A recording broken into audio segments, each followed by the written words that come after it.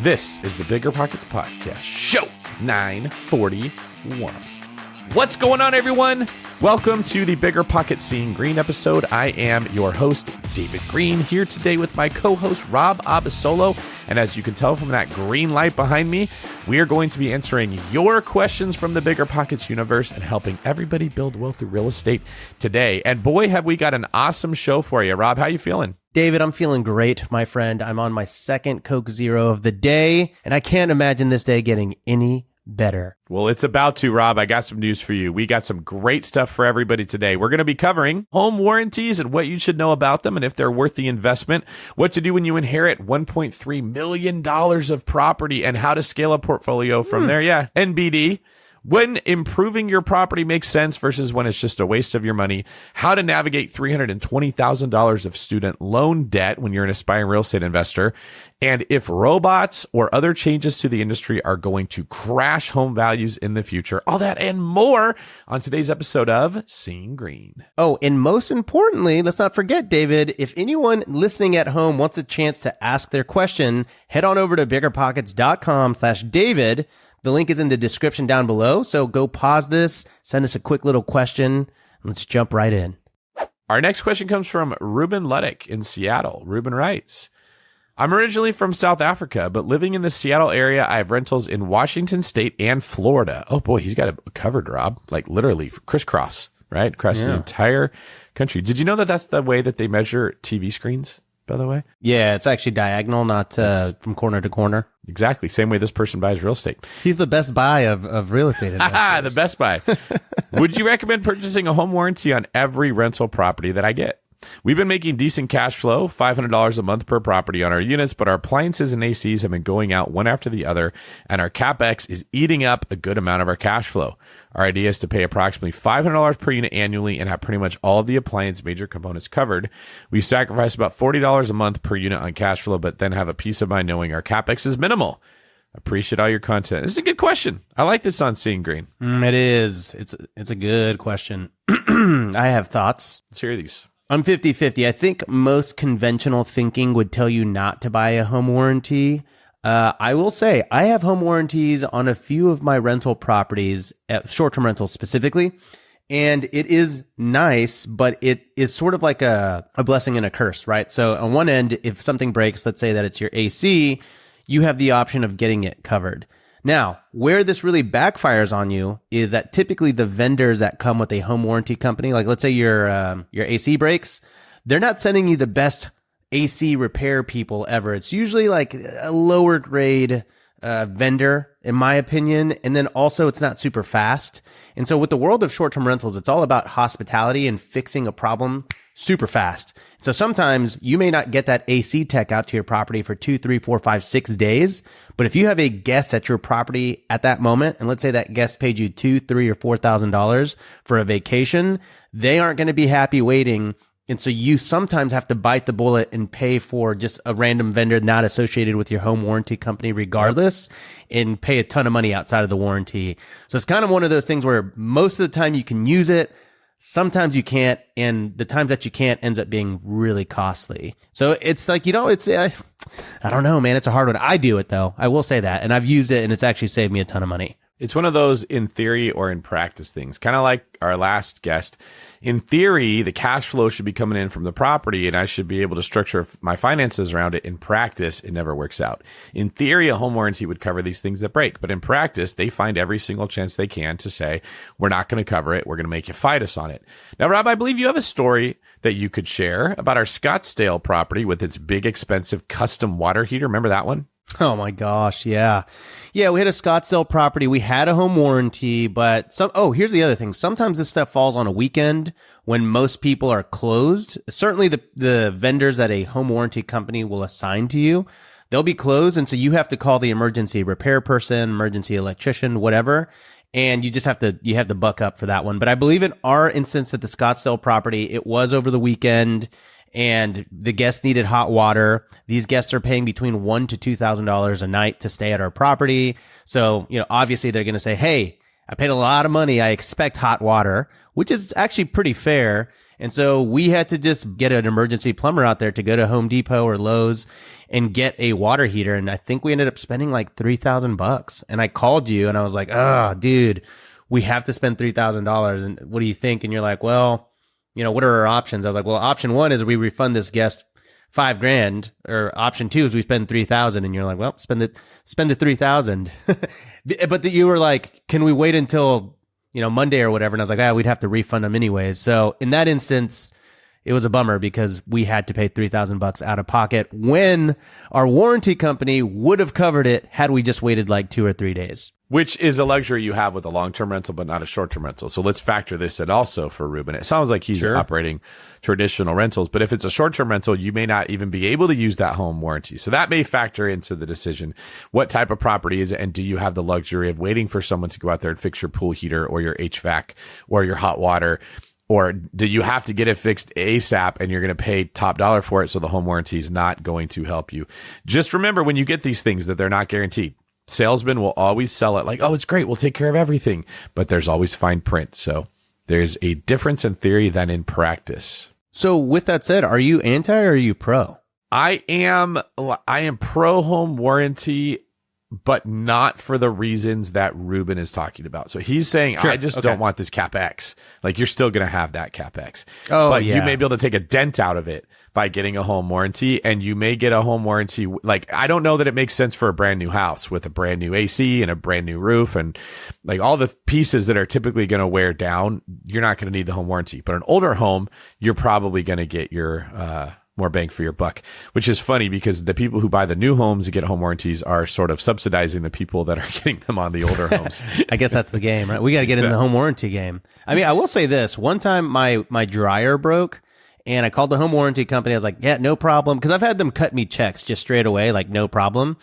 And then my dryer broke and I sent them out and then they were like, we've declined your request. And I called and I was like, hey, what's going on? Because you have to pay a fee if someone comes out, like a serviceman comes out. You have to pay $150 like a deductible. So I paid the $150. They declined my request and I called. I was like, what's going on? My dryer's broken. And they're like, yes, the dryer repairman said that you broke the dryer intentionally, and so we're not going to pay you. I was like, what? I was like, how would I break my dryer? It was like mind blowing to me, and they declined it. So that was one instance where I was like, ugh, I hate home warranties. Home warranty fraud is on the rise, led by Rob Abasolo, breaking dryers like he's breaking hearts. Exactly. I mean, granted, I should not have tried to dry 18 clay bricks, but, that's a lesson learned. All right. We hope that helps you, Ruben. Our next question is from Evan Nelson in Santa Barbara. Hey, David. I'm Evan Nelson, and I am from Santa Barbara, California. And my question is, I recently inherited a duplex here in Santa Barbara. The estimated value is about $1.3 million, and I would like to use the property as leverage to start a real estate investment portfolio. So my question is, if you were in my position today, what would be your strategy for beginning to invest in other real estate properties? I'm totally open to the idea of investing out of state. I'm really not sure if a HELOC option would be better than a traditional mortgage, but wanted to get your advice, and looking forward to hearing your response on the podcast. All right, Evan, thank you for your question. Robbie, what are you thinking? Okay, so little context. He's got no debt, and the value is estimated at $1.3 million. So he just owns this place free and clear. That's nuts. Inherited himself a Santa Barbara present, $1.3 million duplex, I believe it was. Well, I would say the temptation would be to get that money and go out and buy a bunch of stuff. But I would probably, if he's not really a seasoned real estate investor, I'd probably tell him to, get a HELOC and use that to maybe go do a smaller project to just cut his teeth a little bit in the real estate side of things. I think that could be a small flip, a small rehab, a small burr. But I would do something. He's got basically the access to cash to do any real estate project that he wants for a starter. I would probably start there versus going out and getting hard money and doing a flip and all that stuff. I would use my HELOC to basically as a gift. It's like amazing. I'd use that as a way to fund like a small flip or something probably. That's good. Okay. First question I ask when I'm in Evan's position here. When I own real estate like this, would I buy it like it is or would I not buy it like it is? So for Evan, I think one of the questions he should ask is, if I had $1.3 million, would I buy this exact duplex right now, or would I not? If the answer is no, I would say, well, what would I buy instead with 1.3? Because that's maybe you sell it and put the money towards that. If you say, no, I like this duplex, I would buy it. Now that means you should keep it. Now we can move on to our other options with what you've got. Obviously, a duplex in Santa Barbara at 1.3 million is not very likely to cash flow very solid. Now it's paid for in cash, so it's going to cash flow. But if he puts leverage on it, that's a different story. If he was to borrow 80% of the value of this thing, I doubt it would cash flow. But it probably is going to appreciate over time. So we could work some portfolio architecture into this portfolio he's talking about right away. He keeps this property, he refis it, he pulls some money out. He's got a property that is going to experience what I call market appreciation equity. It's going to appreciate faster than other properties in surrounding areas for the long term. Now he can balance his portfolio out by adding some cash flowing properties or using money to flip, like what you said, Rob. The tricky thing is if he goes and he pulls 900 grand out of this thing or something like that, that's a lot of debt he's taken on. What does he do with that 900 grand? Is he going to go get himself into more trouble because he's a new investor, doesn't know what he's doing? Well, that's what I'm saying. That's why I like a HELOC, because a HELOC, you don't really make payments on the HELOC. It's like a credit card. You don't make payments on it unless you use some amount of that credit line, if you will. So I like that. And I don't know if I said this, a home equity line of credit. That's what a HELOC is. It's basically borrowing against the equity of your property.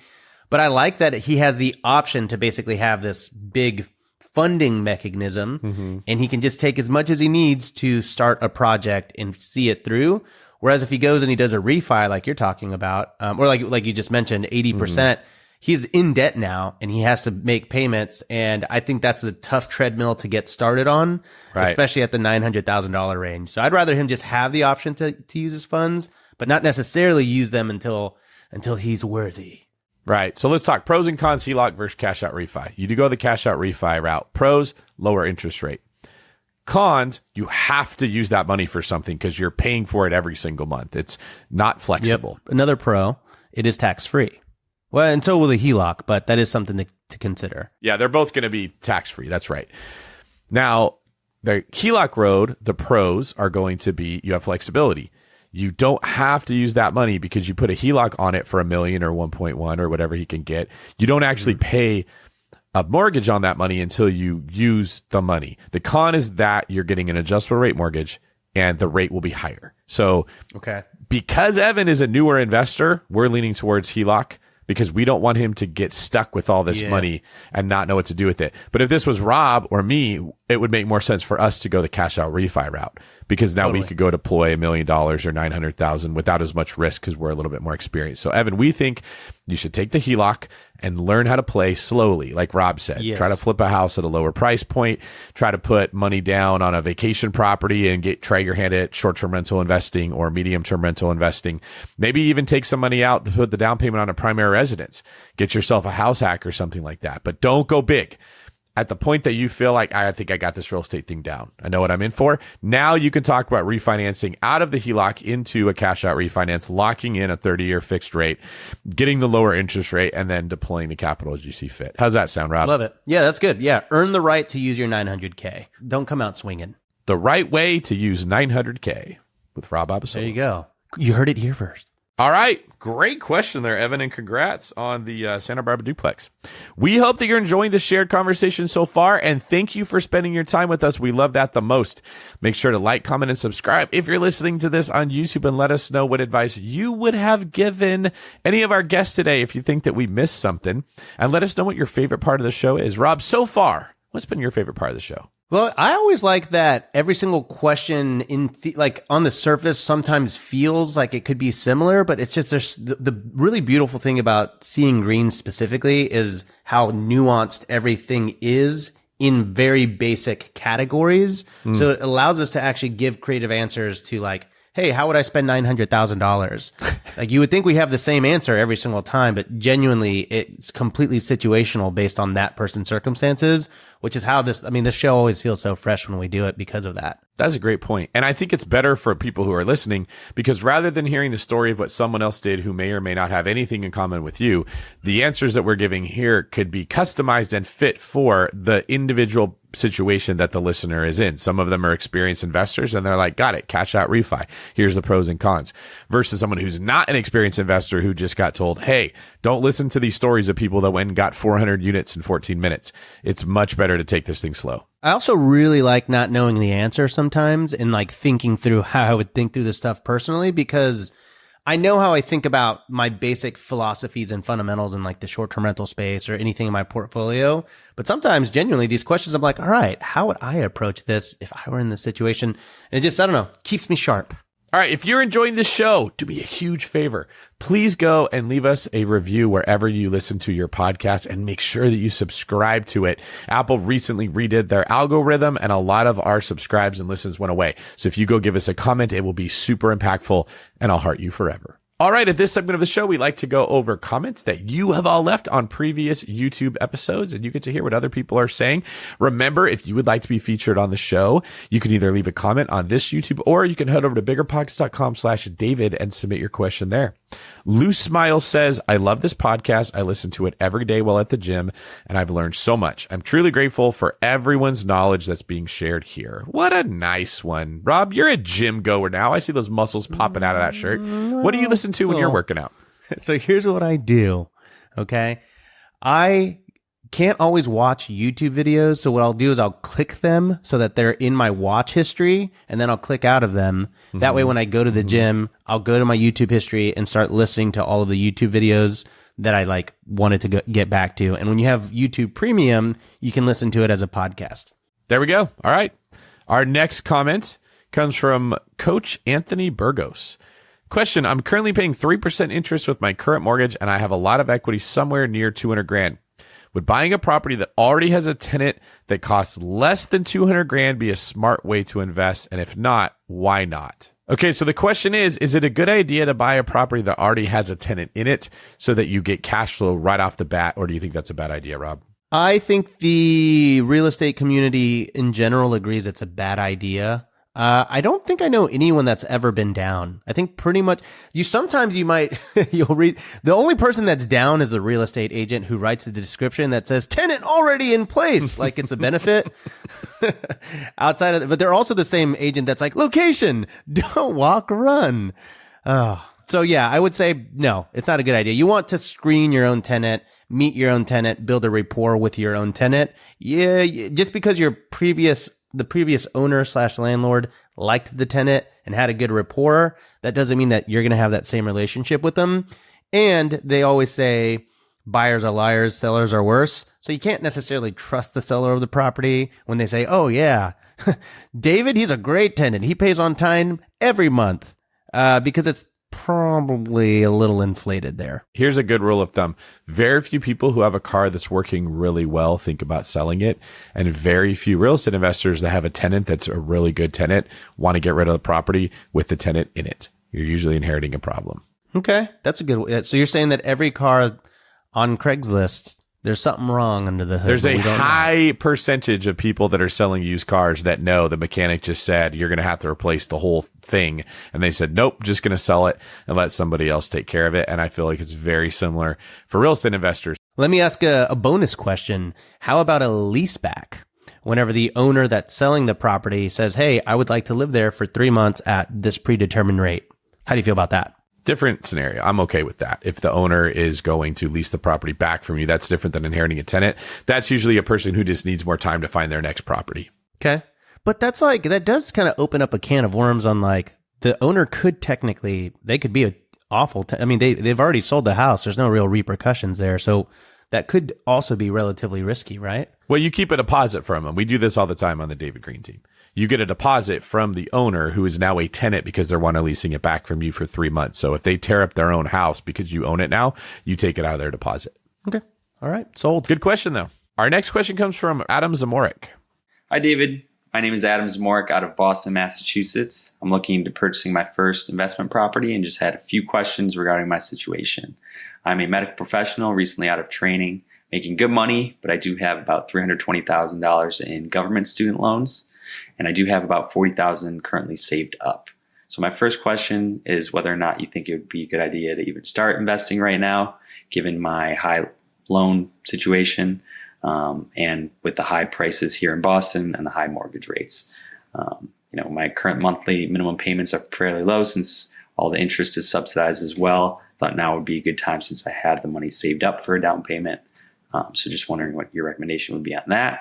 Second, regarding strategy, I think house hacking is something I'm definitely more interested in, especially since I'm spending about $3,200 per month here in Boston. So I think that would definitely cover my expenses. I am also kind of interested in the BRRRR method after listening to a few of your podcasts regarding building value in homes. My goals are definitely more in the way of building long-term wealth with appreciation. And I thought since I'm in such a good market here in Boston for that, that would be a good method for me as well.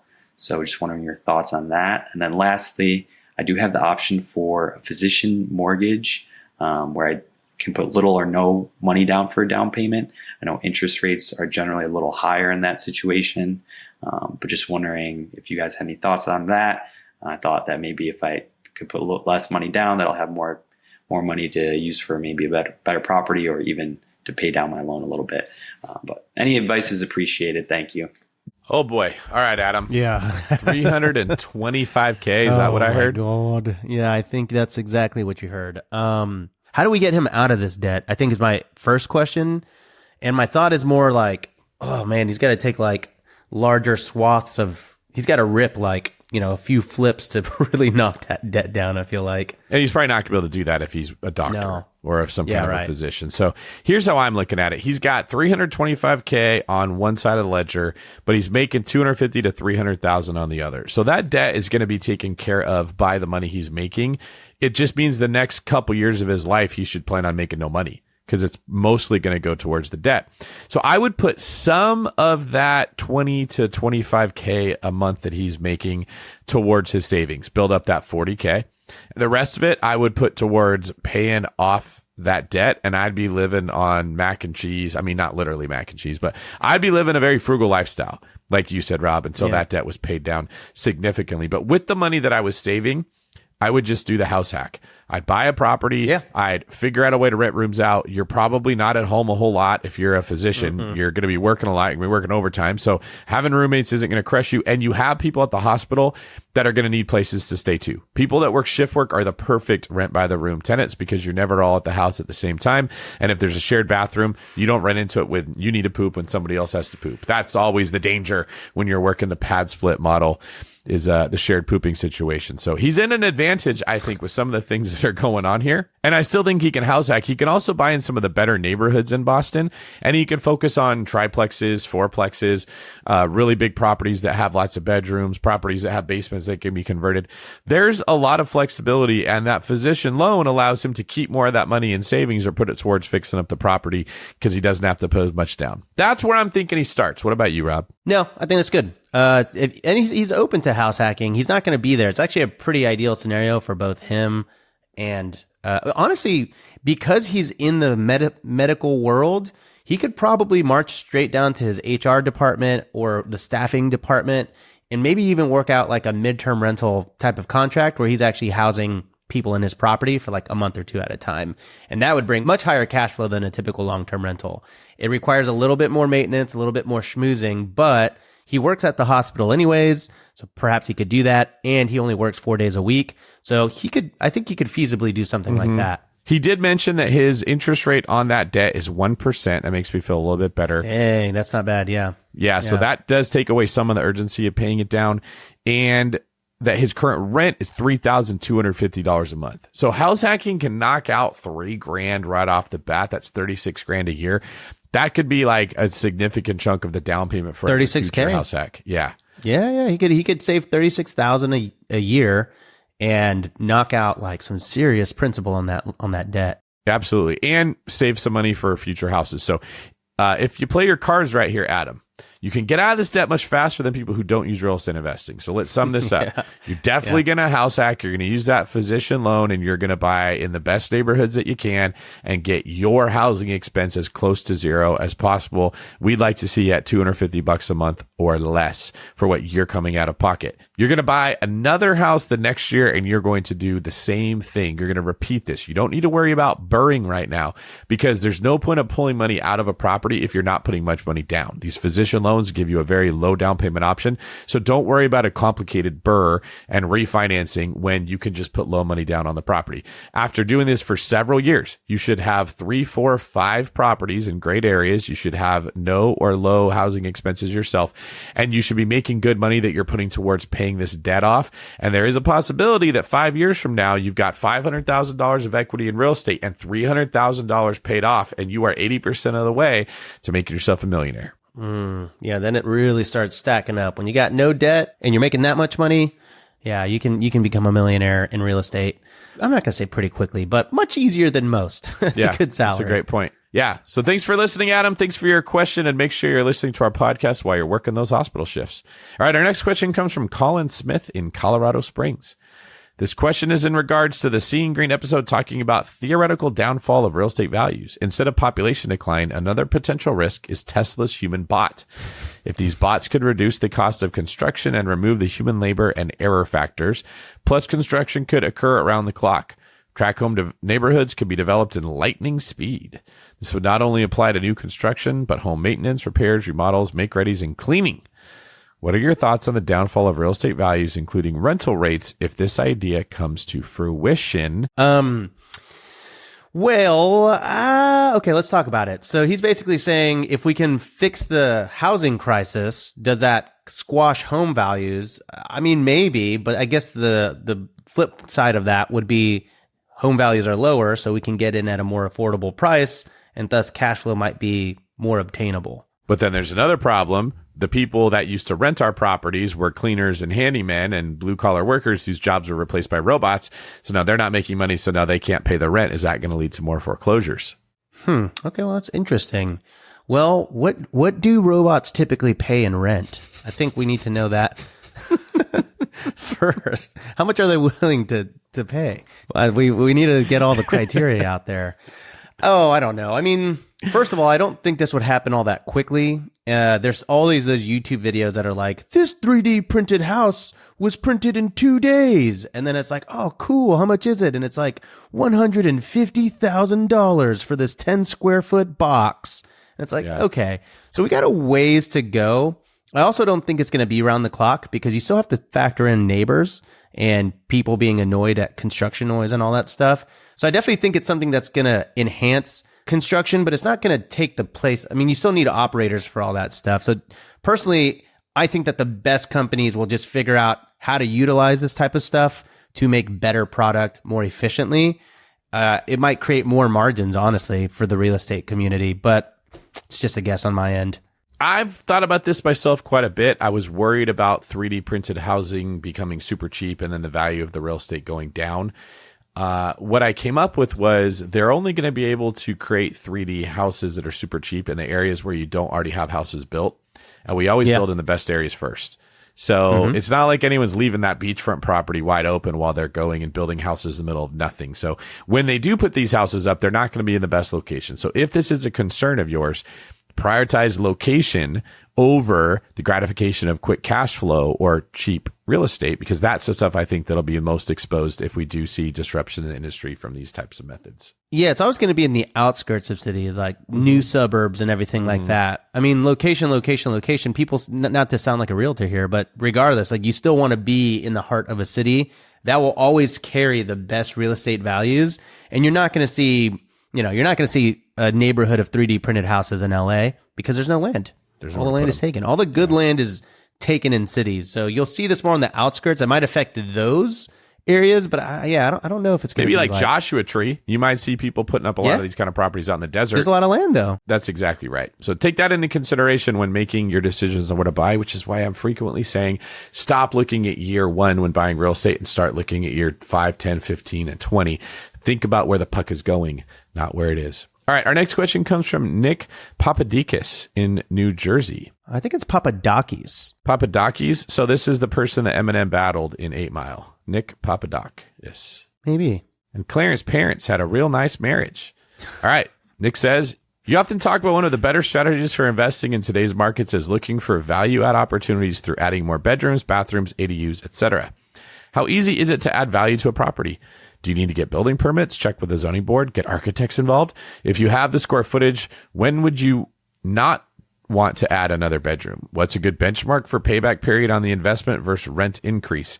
Separately, you often talk about one of the best ways to start out is by house hacking and renting rooms. Is it legal to rent by rooms, and does it make the eviction process more complicated? Sincerely yours, Papa Doc. Rob, what do you think about this? This isn't really your wheelhouse as much as mine. Yeah. Well, let's start with this first question. He says, how easy is it to add value to a property? Do you need to get building permits, check with zoning board, get architects involved?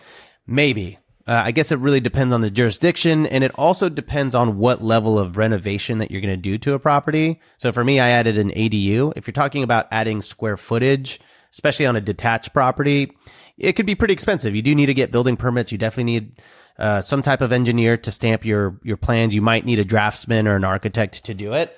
So when you're talking about building an entirely new structure, don't really think there's a way to skirt around the red tape. Now, you could possibly add square footage to a property. Like, David, whenever you're doing your BRRRRs, let's say you find a garage and you want to turn that into like a bedroom. Does that require permits, or does it depend on the municipality? You know, funny question. Everything requires permits, and I'm not exaggerating that. Okay. In Contra Costa County, where I live in California, if you change the faucet on your sink, if you change the light structure in your house, if you take out the carpet and you put in linoleum, it's almost everything other than paint will require a building permit. No, in LA, you need a permit to paint the outside of your house. There you go. Right. Yeah. The governments find ways to government, right? They find ways to give themselves more power and more control. And so they're going to come in and say, yes, you need permits. So the answer is almost always going to be yes. But the real question is, if I don't get the permits, will there be a problem? Now, that's a more nuanced issue there. A lot of people make home improvements on their homes and they don't get permits and no one ever cares. I don't think I've ever sold a home ever that had permits for every single thing that was ever done. Because when people change out their light fixtures or they change out their sink faucets, they don't go get permits.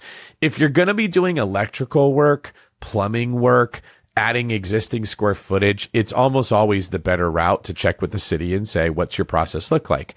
Am I going to have to go through an architect and an engineer? Sometimes the answer is yes. I've flipped houses before where they literally said, draw it out on a napkin. Give us something, put it on a piece of paper, a little picture of what you're going to do, and our planning department will approve it. Yeah, so he's wanting to know now, like, when would you not want to add another bedroom? If you have the square footage, is there a moment where you're like, oh, let's not add another bedroom? I suppose it would come down to the comps, right? If you're looking at 4 bedrooms versus 3 bedrooms, and there's like a pretty significant delta between both, you'd want to add that 4th bedroom. But if you find that the property values are pretty consistent regardless, then I suppose that'd be an instance in which you wouldn't want to do it. But I feel like that probably is more on the rare side, right? Yeah, it is more rare. A lot of the times the city's like, look, if you tell me what you're doing, we're going to be okay with it. We just want to know ahead of time. And sometimes they say, nope, it's going to be all this work. And then you get to make the decision on if it's worth doing it for you or not. So the work itself is usually not that complicated, but different government municipalities have different regulations for how difficult they're going to make this for you. Yeah. But in reference to his question about, he was mentioning, when is it not right to do it? Like when would be an idea? When would be a situation in which it's not worth it to add an extra bedroom? That would pretty much just come down to the comps, right? If that extra bedroom produces a great enough delta to make the investment worth it.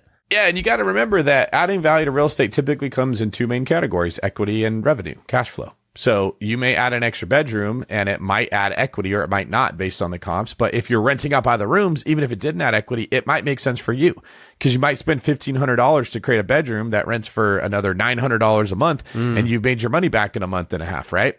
So when we're asking these questions, we need a 3-dimensional view of what we're doing with real estate. And that often doesn't fit in a spreadsheet. And I'm kind of getting the feeling from Nick here, who's asking about this, that he's a spreadsheet guy. He likes to say, like, how do I put this into a formula to decide if it's going to make sense for me?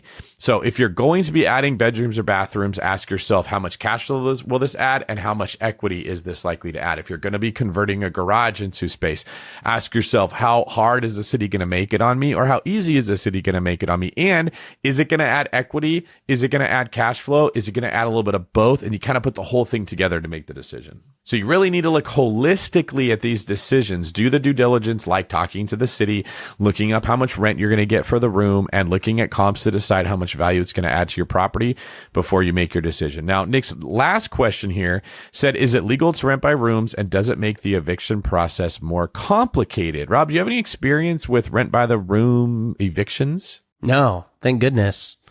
And I plan to keep it that way. I mean, I guess it depends on what state you're in. Actually, I'm pretty sure Florida just, like yesterday, signed a bill that allows you to immediately evict a squatter. But that's not the case in most other states. I think regardless, if someone is staying at your property for longer than 30 days, the eviction process gets a little muddy. One of the ways that I've gone to like sort of prepare for this with my rent by the room properties is we put people on a month by month lease instead of the year lease, so that if there's something that we don't like about the tenant, they're not getting along with the other roommates, they listen to music too loud, they don't follow the house rules or whatever, you don't have to like go through as big of a process to get them out of that property as when they're in the rent by the room system. And that is definitely a question that I would run by either an attorney or a property management company that's had to do these before, because it's tough for us to answer it until we've done one. But I know there's so many people out there that have done this. You could easily put this in the BiggerPockets forums, and you get a ton of people that have handled rent by the room evictions that will tell you exactly where it went wrong, what they learned, and how they're avoiding that in the future. I had a friend, they were house hacking, and they said the person that was renting their room was like, yeah, I'm not going to pay. And they're like, all right, well, get out of here. And they're like, yeah, I'm not going to do that. And they had a squatter for like 6 months or something. And they had to like coexist in the same house under the same roof for like longer than they should have, because they couldn't get them out of there. So it does happen. It's pretty rare. All right. In today's show, we had some great stuff. We talked about home warranties, when to use them, when not to use them, and what you probably didn't know about them. What to do when you inherit $1.3 million of Santa Barbara goodness. When improving your property makes sense, when it doesn't make sense, and what you should know before you jump into it and commit. How to navigate $320,000 of student loan debt when you're an aspiring investor. And most importantly, if real estate robots will change the industry as a whole. If you'd like to be featured on a future episode of Seeing Greene, go to biggerpockets.com/David and you can submit your question there. If you like these shows, please go subscribe to the BiggerPockets podcast and leave us a review on Seeing Greene and what you love about it. Rob, thanks for joining me. You did a great job as always, and I had a blast with you. I'm going to let you get out of here. This is David Greene for Rob, my partner in Suds Cleaning Services, Abasolo, signing off.